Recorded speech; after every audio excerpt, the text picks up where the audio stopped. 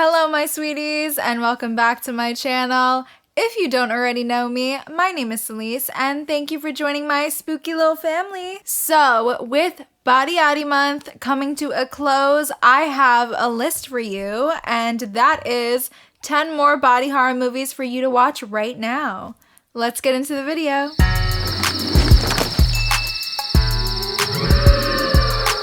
Alright, we are starting off really strong at number 1, and we have Raw from 2016, directed by Julia Dockernau. A young woman named Justine, studying to be a vet, develops a craving for human flesh. This is one of my favorite body horror coming-of-age films.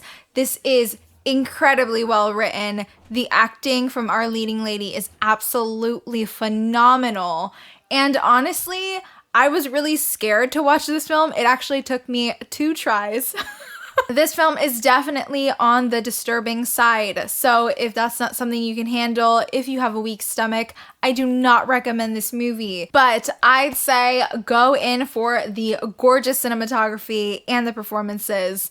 Also, you're gonna love Julia Dockernau after this film. She wrote this film and this character so well. This movie is strangely relatable. And especially if you're a girl, this film is strangely relatable and almost really sad.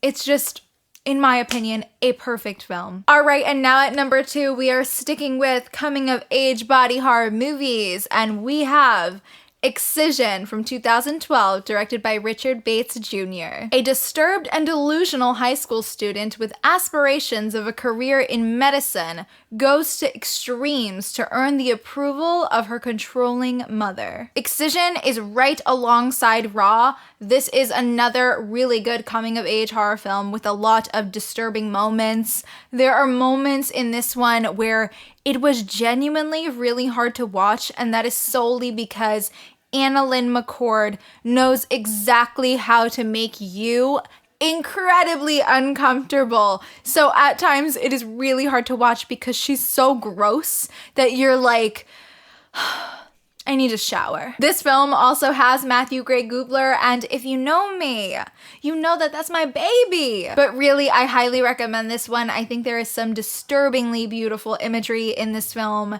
and that's part of why I really like it. Now at number 3, you know I gotta talk about a Cronenberg on this list today. We have Videodrome from 1983, directed by David Cronenberg. A programmer at a TV station that specializes in adult entertainment searches for the producers of a dangerous and bizarre broadcast. Long live the new flesh! This film took me a couple days to sit with it. I needed a couple days to figure out my thoughts, but I am here to tell you that this film is so good. It is so well done. It is so well done. I really enjoyed it. There are a lot of great special effects in this one. The story is interesting and original, and I have to be real, I really do love the ending of this one. I also love the performances from James Woods and Debbie Harry. They both shined in this film, and this is just, it's a classic, and I highly recommend it if you need more Cronenberg in your life. Now at number 4, we have one that was my favorite watch this month, and that is Bug from 2006, directed by William Friedkin. An unhinged war veteran holes up with a lonely woman in a spooky Oklahoma motel room. The line between reality and delusion is blurred as they discover a bug infestation. So this film is a drama horror thriller, and oh my god, is this one good. I haven't heard too many people talk about this film, so I am really excited to bring this one to your attention. This film stars Ashley Judd and Michael Shannon, who is one of my favorite actors of all time. And when I tell you that this film is incredibly well written and well acted, baby, it is just that. The dynamic between our 2 leads, it's so interesting, and how you see them just change towards the end of the film is absolutely brilliant. The last big final scene is one I am not going to forget. Their chemistry and the conclusion that they come to as to why they have this bug infestation is absolutely intense. There's so many moments in this movie where I had so much anxiety and I was just like, girl, they are bugging. See what you did there? But it keeps you at your toes, and I think the payoff is great. And all I have to say is, I am the super mother bug. And now at number 5, on a lighter note, we have Cabin Fever from 2002, directed by Eli Roth. A group of 5 college graduates rent a cabin in the woods and begin to fall victim to a horrifying flesh-eating virus, which attracts the unwanted attention of the homicidal locals. I actually did my first ever movie commentary video on this film, and oh boy, is this one a fun time. This is just a silly, fun virus film, but when it gets gross, it gets really gross. And I am here to say that I really do think it holds up. The scene where that girl is shaving her legs, if you've seen this, you know. I highly recommend this one. The ending is wild and strange and really questionable, and I'm not really sure what they were thinking when they inserted that in the ending, but you know what? I'm just gonna... Now at number 6, we have Dumplings from 2004, directed by Fruit Chan. Aunt May's famous homemade dumplings provide amazing, age-defying qualities popular with middle-aged women. But her latest customer, a fading actress, is determined to find out what that ingredient is. Honey, what is in these dumplings is not at all pleasant.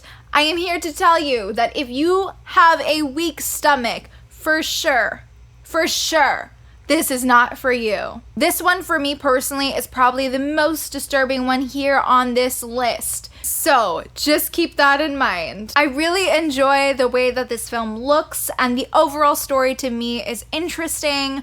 I really love the leading actress as well. I think she does a great job. And overall, this is just a really solid watch. This film is in Chinese, so if subtitles are not really your thing, maybe you should skip this one, but I highly recommend it. All right, and now at number 7, we have an absolute classic. Did you think I wouldn't mention this one? It is Hellraiser from 1987, directed by Clive Barker. An unfaithful wife encounters the zombie of her dead lover while the demonic Cenobites are pursuing him after he escaped their sadomasochistic underworld. This film is a classic. This is a gem. This is by far one of my favorite horror films from the 80s. This film, it just does it right in so many ways, and it still holds up. It is so creepy. The body horror in this is absolutely magnificent. I love the special effects. I think Pinhead is a really, really cool character. Honestly, if you don't want to watch Hellraiser with me for the vibes, we can't be friends. And now at number 8, we have one that is absolutely disgusting, and that is The Bay from 2012, directed by Barry Levinson. Chaos breaks out in a small Maryland town after a wild ecological disaster occurs. This film is not at all for people like me who cannot swim and are afraid of big bodies of water. It just increased my fear even more. But I had been told by so many of you here on YouTube to watch this, and honestly, it was really good. This is a solid found footage horror film. It is a great infection film. But honestly, I am getting really grossed out just thinking about this movie. The sea creature things that those things that bite them. Oh wait, they don't bite them. They go inside them. Honey, they're disgusting. They're disgusting. And now at number 9, we have one that I absolutely adore, and that is The Neon Demon from 2016, directed by Nicholas Winding Refn. When aspiring model Jessie moves to Los Angeles, her youth and vitality are devoured by a group of beauty-obsessed women who will take any means necessary to get what she has. Now, I know a lot of people did not like this film when it came out, and everybody was like, this film is all style and no substance. Well, I am here to tell you that I disagree. I think the social commentary on the modeling industry was very well done here, and we have all these incredible women in our cast that absolutely crush it. Elle Fanning doesn't wow me usually, but I think she was pretty great in this.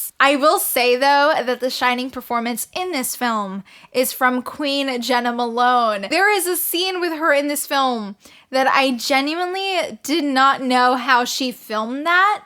But you know what? You gotta give credit where credit is due, because only a super talented actress such as Jenna Malone could have pulled that scene off. This film is absolutely beautiful. The cinematography is gorgeous. And I gotta be real, you guys, the ending absolutely sold me on loving this one for years to come. Now at number 10, don't you worry, I did not forget the one that you're thinking of.